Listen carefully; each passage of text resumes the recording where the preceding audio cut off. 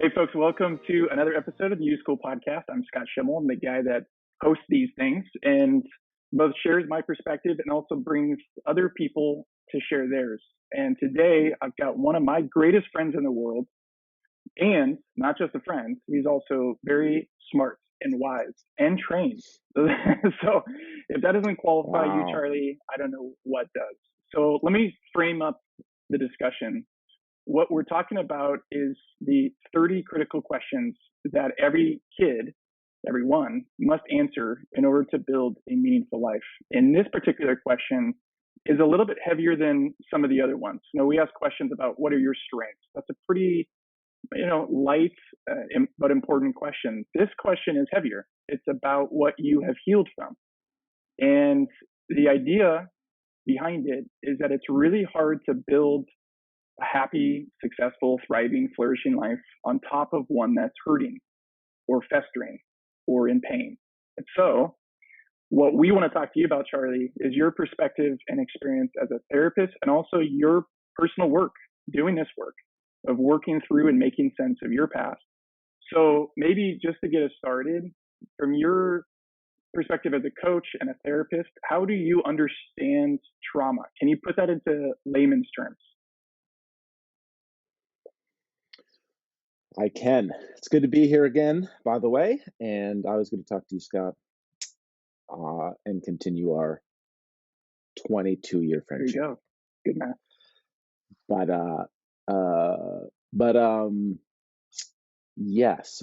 How do I understand trauma? Yep. What is trauma? Okay. Well, I'm trained in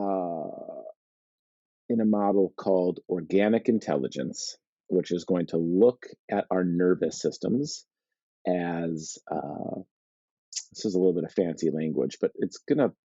Steve Hoskinson, the founder of that model, basically said, or came to the realization that our nervous systems, when we talk about trauma, we're talking about our nervous systems getting disorganized. Okay. And so instead of having like just feeling, if the environment's peaceful, I feel peaceful.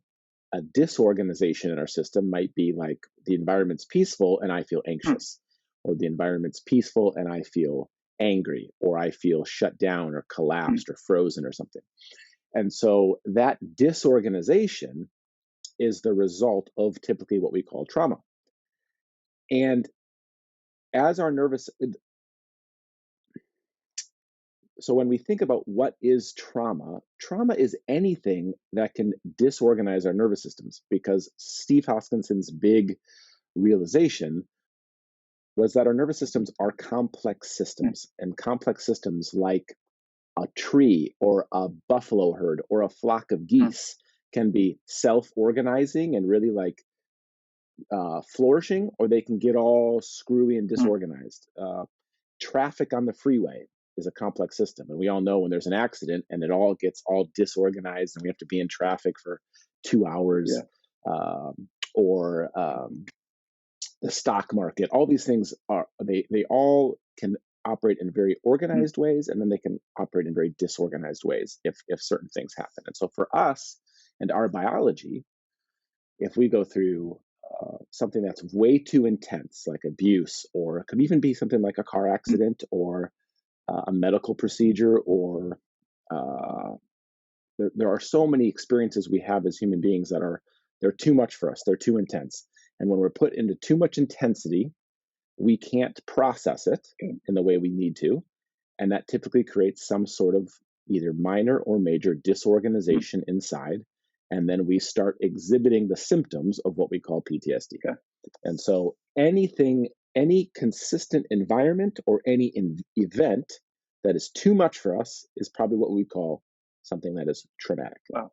because we can't handle it. And if we can't handle it, we're going to start having things like anxiety or irritability or depression show up over time, especially if things happen again and again and again and again Yeah. that are too much. Then we're going to start to get more and more and more of those symptoms. Can you give some? You already gave some examples, but I'm curious because a lot of the people listening to this are teachers, educators, parents, and I think there are certain experiences or events where everybody would say that's trauma. But then there's maybe a gray zone where in popular language these days, especially the news, we're calling lots of things trauma. And I hear this voice in my Hmm. head of friends or even myself sometimes that says, come on, you're calling that trauma? That's just the school of hard knocks. That's failing a test. That's a really challenging coach. So can you kind of talk about what is and what isn't and how to distill some of that confusion about what trauma is? Well, I think that's where things get really complicated because um, we want really clean definitions of these things because that feels better. Like it's a really black and white view of something like trauma is going to lower my anxiety and make me feel Mm, better because I can now say like that's traumatic, that's not, and it doesn't quite work that way. And so yes, you're right. There are things where we go, well, is there anything that tends to be across the board too intense for people or kids to go through? Yeah, sexual abuse, physical abuse, emotional abuse, neglect. right. We'd pretty much say any human being who goes through those things is going to be like, oh my God, that's too Yeah. much. But then we talk about like, wow, that was a really traumatic breakup. And Right. it's like, what was traumatizing Mm, about it? Well, I just didn't have any heads up and it was like traumatizing. mm, It's like, okay. For some people, that will be mm, traumatizing. For some people, it won't. For some people, getting a D on a test is traumatizing. For some people, it's just another D. Like for some yeah. people, that and what that means is some things depend on what we call in complex systems theory the initial conditions of the Okay. system. So if I've already been through a level of neglect or abandonment in my past, and then I go through a bad breakup, that might be Mm, traumatizing for me because the initial conditions are I already have sensitivity to that. Then you give me that event, it puts me into too much intensity, it mm, triggers my past, and I'm traumatized. Somebody who grows up in a family, they have secure mm, attachment or really a lot of safety, the bonding is secure, they go through a breakup, they're more resilient. yeah. They don't show signs of PTSD. They're fine. Mm, And so it's like, well, are breakups innately traumatizing? No. Are bad grades innately traumatizing? Nope. And you could even argue some of the things we tend to think of as being more traumatic or typically traumatic don't necessarily have to mm, be if there's enough resources available. For example, in nature, do if a gazelle is chased by a lion running for its life and gets bitten and brought to the uh-huh. ground, but then escapes from that lion, is it Hmm, traumatized? No. Why not? Now, it could be, but oftentimes, no. Gazelles don't walk around showing the signs of trauma. They're fine. Well, why is that? Because their biologies are organized in a way mm, already because of how present they are to the environment, lots of other mm. factors that makes them more resilient to these sort of things. So I know I'm No, I'm, this I'm is going so good. going a little bit in the weeds here, but the point is, we want to call things trauma that aren't necessarily or always trauma. So it's a little bit tricky. Yeah. But in general, teachers can think yes, abuse and neglect, life threatening experiences, probably traumatic. What you're talking about sparked something for me. I just wrote a book and I share in that book a bunch of autobiographical experiences. And my parents, there it is. Thanks. If you're watching, there's the cover. Thank you, Chad. There it is. And Yeah, I have Charlie's that in the book, book. Scott. Charlie, Oh, yeah. if you want to know more about Charlie, he's in it. So my parents are reading this. I'm in this book. It's good. Yeah, I think so. Sorry. Second edition I for know I'm in sure. the acknowledgments. I saw my name. There we So as my parents are reading go. this, Go ahead. I keep and they're hearing about experiences that I went through when I was growing up. One thing my mom has shared, she'll say things like, I didn't know that was a big deal to you," or "I didn't know you experienced that."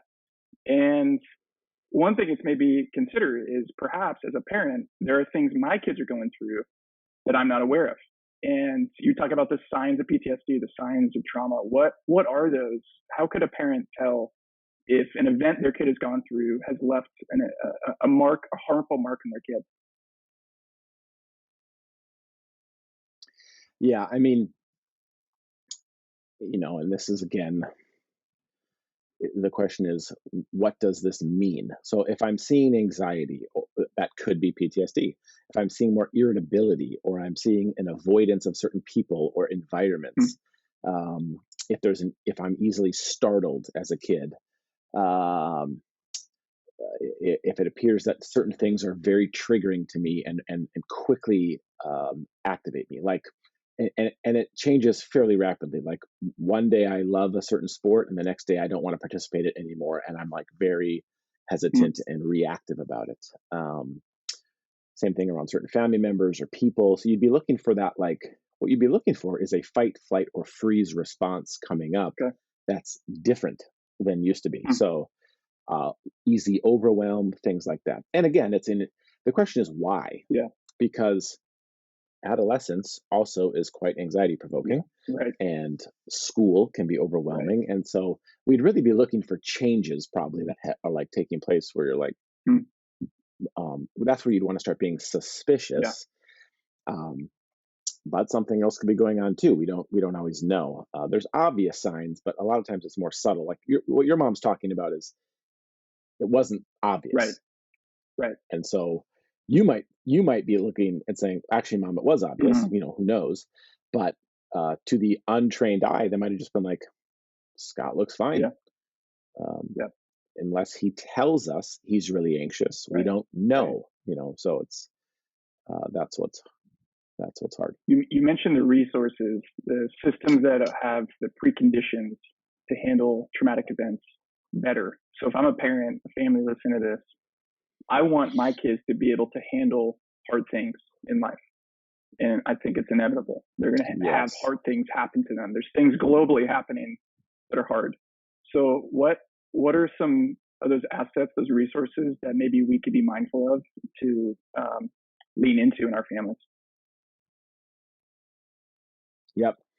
Um, yeah, I know I believe the Kaiser Foundation's score on or research on adverse childhood experiences. That it's called the ACEs Yeah. research, and you can take an ACEs test. It's just 10 questions. It basically says, Hmm.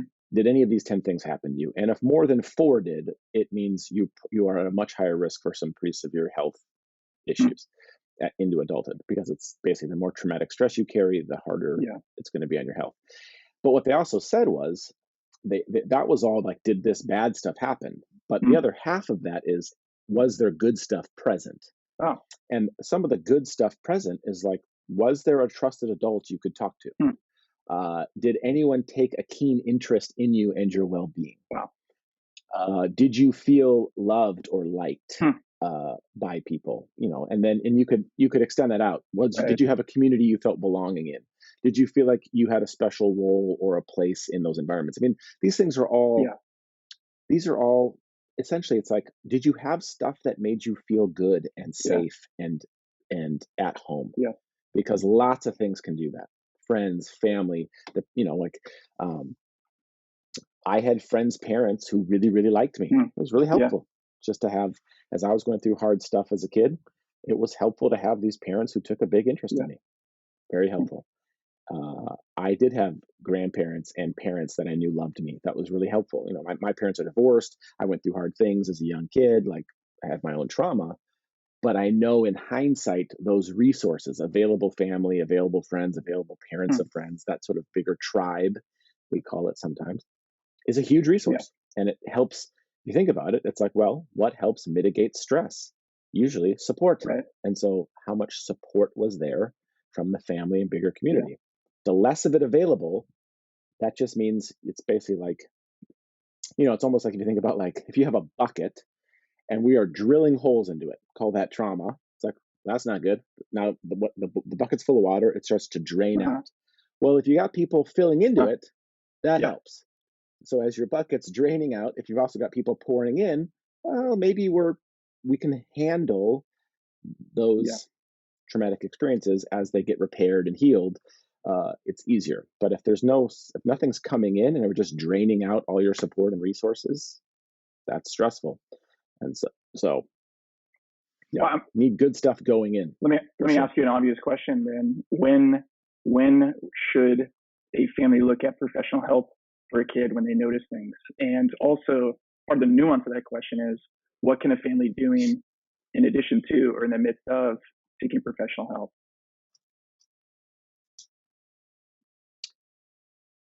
Say the last part again. What can a family do? Like in addition to the help, like it's not just send your kid to a therapist. What else can a family do for their kids to Oh, build the conditions right?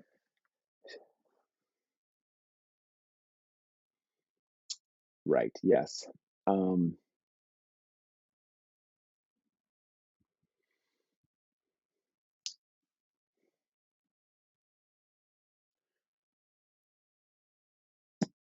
I mean, okay. So on the one hand, I think it would be great if families just had a therapist. Like we have our dentist, Uh-huh. we have our accountant, we Yep. have our massage therapist, we have our marriage and family Yeah. therapist. Like we just have this Hmm. person that we talk to, and it's not this like because so often it's like, um, you hear people who are like, you tell them you're in therapy, and it's like, oh, Yeah.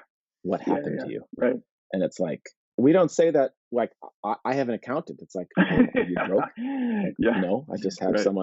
I have someone I talk to about my money. Like, are you went to the dentist? What happened to your teeth? It's like, nothing happened to my teeth. Mhm. I go twice a year, Mhm. whether I need it or not. I just go, Yeah. And so therapy ideally will become more and more like that. Like, yeah, of course I have a therapist. Mhm. I have someone I check in once a month, regardless if I need it. Mhm. Sometimes I go every week.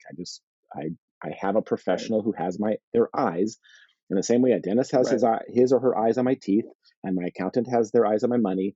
My therapist has their eyes on my mental Right. health regularly. So, but since therapy is still relegated to as needed Mhm. versus regardless, Mhm. which I think it should be in the regardless category, but as long as it's in the as needed category, when is it needed? Basically, when you start to see any sign that looks like there's disturbance in the Mm. force, Yeah. anxiety, irritability, depression, talking back, volatility, something that looks like there's a lack. Healthy systems are stable systems. And so when you start to see Dan Siegel, the UCLA psychiatrist, talks about when you complex systems that are getting disorganized will get chaotic. So if your kids start looking a little chaotic, like erratic behavior, Yeah. not doing homework, Yeah. showing up late, staying out, sneaking around, lying, it's Right. like this feels chaotic. Mhm. Or they go into Mm. rigidity, inflexibility, uh, Mm. obsessiveness. Like I have to be in my room by 9 p.m. or I melt Wow. down. Or if I don't eat dinner before 6, I cannot handle it. Yeah. You see a lack of Yeah. flexibility in them. That's a sign that something's going Mhm. on. Could be something in their brain chemistry, and they Mhm. just have some sort of mood disorder, like bipolar or an anxiety disorder or something, or they're on the spectrum or something. But it could also be just they went through something really difficult, and you're seeing in order to handle the Mm. symptoms, they're either getting really rigid Yeah. or they're starting to get a little all over the Mm. place. And so those are really broad categories. How do you define rigidity? How do you define Right. chaos? To a degree, they're intuitive, but I just think parents wait way too long to get a therapist Yeah. involved. It's like, what's worst case Right. scenario? Sit down and talk to an expert and see what they think. Right. Tell them what you're going through, and they might tell you that sounds like normal Uh-huh. development. They might tell you sounds like something's happening. Yeah. And so let's see if we can get this kid to start talking about Yeah. what's going Yeah. on. And it's also, if they've been through a big shift in their environment recently, you probably want to be a little more suspicious that it's something traumatic, like Mhm. they changed schools, Mhm. you moved, a shift in their community or their friendship group, or they had a major loss around an achievement or Mm. sports or a hobby or a personal failure. Like these are all things that are like, have they been through something stressful? Right. If they Right. have, we should be more suspicious that there's something going Yeah. on. So what can a family do to, or maybe the top 3 or 4 things that come to mind for the good stuff the kids need? Well, I like this book called um, I can't. The guy's name is I can't Scott remember his Schimmel. name, but the Is it book my is book? called "How to Really Love Your Child." It's this, yeah, it's this book. It's called "Critical Foundations" by Scott Schimmel. No, it's Doctor something, and he wrote a book called "How to Really Love Your Child" and another book called "How to Really Love Your Teen." Mm. And he talks about 3 things that I think are really helpful. With certainly with younger kids, lots of eye contact, Mm. lots of time, lots of touch. Mm. So that basically just means presence, presence, presence. Yeah. They need to Yeah. feel you, see you, get to experience you a lot. It's very basic, but when parents are gone a lot, Right. that is stressful on a kid. Of course it is. When they don't have a lot of touch, when they don't have a lot of eye contact, when they don't have your Oh, presence, that is stressful. yeah. And so they need those things. Those are basics. Basically, what we're looking for is we want a lot of low intensity, Uh-huh. what we might call deactivating or calming family or group activity. Okay. So let's do a puzzle together. Let's play a game. Let's just have non-intense pleasure and enjoyment. A lot of families, when they have pleasure or they have fun, it's always Okay. intense. I'm going to throw you in the pool. Right. We're going to play ball tag. We're going Right. to go Right. paintballing. That's Yeah. fine. But do we also have low intensity where we get out of all the like, whoa, all the adrenaline Yeah. and we come all the way down? Because coming all the way down is very good and healthy for our nervous systems. We need times of excitement Yeah. and we need times of super low intensity. Usually, physical touch, eye contact, good presence is calming for us. So we need things that are calming. And ideally, um, we're not just doing activities that are calming, but we're also having conversations as a family that are supportive. And so this is hard Mm-hmm. because a lot of us don't come from Mm-hmm. families that have these conversations, so we don't know how to do Right. it. But um, some basics is you can help your child or your kid talk about what's going on with them. Uh, Having these conversations means, you might have to be vulnerable with them first. Hey, I just, when I was your age, Yep. this is what it was like for Yeah. me. And I just, if you've ever gone through something like that, I want to talk. Mm-hmm. But also when they share, don't you have to be able to listen well and stay present and uh, reflect back what you hear. That sounds really Yeah. hard, and I've been there too, and we call that attunement. And again, for a lot of people, these having a deep, intimate conversation is not something they do very Yeah. often. So these are skills that we often have to Yep. learn. How do I share my inner life with Mm-hmm. you, and how do I do a good job of letting you share your inner life with Yeah. me? And when we're talking about our inner life, what I'm thinking about, what I'm feeling, what I want, what I need, what are the sensations in my body? These are these are we're often very disconnected from our insides. And so it's one thing to say, hey, parents, like have a conversation about your kid's inner Right. life. Well, if the parent's not doing Right. that, it's hard to suddenly turn around Yeah. and do with your Yeah. kids. But ideally, we do learn how to talk about our insides, what's going on. And one way to think about it is I can tell you what I've been doing, my outer life, and then I can tell you what it's like for Yeah. me, my inner Yeah. life. We want our kids talking about Yeah. both. So I did this, I Uh-huh. did that, this person was there, this is what they said, this is what I said. And it felt good, it felt bad, I was scared, I was nervous, my stomach hurt, I threw up, Mm-hmm. I was really excited, I ran Mm-hmm. away, yeah, what happened to you? Yeah. What was it like for Yeah. you? Right. Can we talk about both those things? And parents need to probably start priming that by doing a little bit of Mm-hmm. modeling about what it's like for Yeah. them around the dinner table. Yeah. I'll start, guys. I went to work today Right. and it was pretty stressful. Had a lot of meetings. Uh-huh. I was anxious, Uh-huh. but then I did my breathing exercise and Uh-huh. it was okay. And I called your mom and she was Yeah. helpful. So, Awesome. how was your day? And That's awesome. we do that. Figure out how to do Yeah. that. So, low intensity activities, conversations that can talk and process about their inner life, and then ideally there's some sort of community experience. So we're doing these things as a family unit, a small Yeah. unit, but like in human history, secluded families of 2 to 5 to 8 Right. maybe in one home, split off from the bigger Right. community, is an Yeah. anomaly. It's new, and so we've got a biology that's got whatever they say now, 500,000 Uh-huh. years of Homo sapien existence that is used to living a certain Uh-huh. way, and all of a sudden we're in these Right. brick and mortar Right. structures cut off from everybody Fences. else. Yeah. And so we need to fences. We need to recreate this idea of community through churches, through sports leagues, Mm-hmm. through neighborhood Mm-hmm. outings. Can we somehow get there's lots of adults who know my name, they Yeah. care about me, they want to know how I'm doing. Yeah. That's ideal. It's hard to find. It's hard to Right. do that, but it's ideal. This is incredibly helpful, Charlie. And as you're listening, I'm sure there's 5 things that you thought of that are applicable to your family. So this is your invitation. Go and do. Don't just listen, but go and do. And if folks want to get in touch with Mm, you or find out more about you, where do we go? Probably charlieruce.com Boom. is the easiest avenue. Awesome. There you Thanks, go. Charlie. The interwebs. You bet. Thanks, Scott. It's great to be here.